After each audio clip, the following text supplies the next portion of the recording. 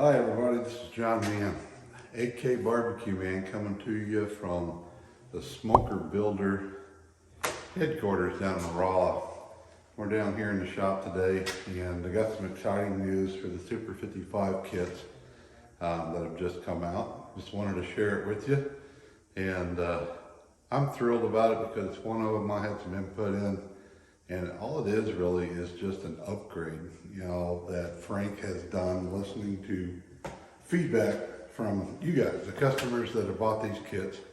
I've personally assembled, let's just say dozens of these over the last year and a half. And this is this is one of the pet peeves I had about the kit was fumbling around with this. So let's get into it. Let me show you what it is. I'm going to step back and show you some of these 1,000 gallon custom pits he's building that are heading down to Miami, Florida here when they get them done here in a couple of weeks. So anyway, if you own a kit, you'll recognize some of these parts laying here. If not, and you're considering a kit, this is the bracket that comes in the kit pre-made. This one is painted.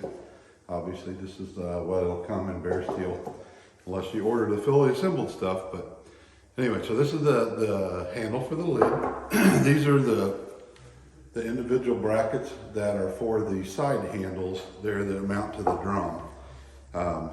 You can see that there's a particular orientation you got to put them together in. So first of all, we're going to start with the old way, right? Okay, so this is you would get your rods pre-cut and ready to go.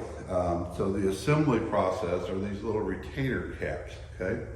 Work great, look good.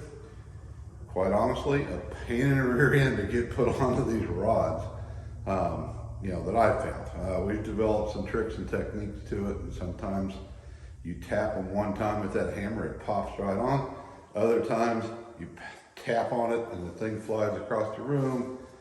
A little bit of profanity happens a lot of my time in my case to put them on, but the process was putting these down, taking a ball peen or a hammer, popping one side on, then you have this part that you got to balance, then you have this part, and then there's this part, and now the tricky part, getting this cap driven on there. You see it there, with all this stuff wobbling around, stuff like that. Yes, for those of you going to comment below, put it in a vise, silly. Been there, done that, tried that. Sometimes works, sometimes doesn't. So anyway, the feedback that we received through our customers was, this is kind of a pain. Sometimes they would run these and we'd have to ship more of them out. So here's what we came up with. And again, I'm repeating myself, but I'm thrilled to death that this happened, because the next few kits I put together, a lot less profanity is going to happen and go that route. So that's a fully assembled process. On the old style, you can see the caps are in place with the handle captured in between. This one is a little bit easier because it's a solid piece, but the side handles are a little bit more of a struggle. So no more of these. I don't need that anymore. So what the process that we came up with on these is a bolt of all things, right? Okay, washer goes in, this goes through one side, through the other, a washer, and guess what? A Nylox nut. Of course, it always goes smoother off camera, right?